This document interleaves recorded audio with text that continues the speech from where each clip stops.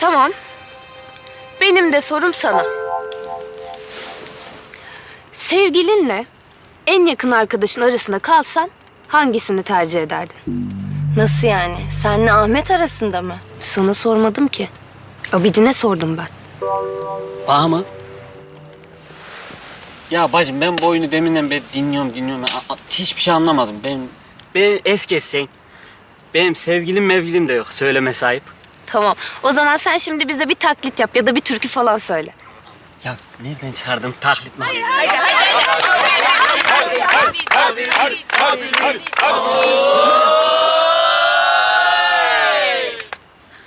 O zaman kardeşler, bacılar ben size bir Mahsun Kırmızıgül taklidi yapayım. Bravo. Var ol. Bu gurbetin geceleri soğuk olur çekilmez. Yalnızların ne derdi var yaşamayan bilemez.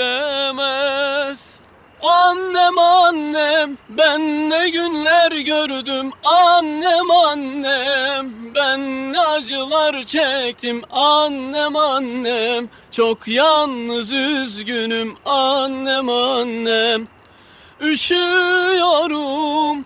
Kimler sevsin beni özlüyorum. Kimler sarsın beni arıyorum. Şimdi nerelerdesin annem. Annem.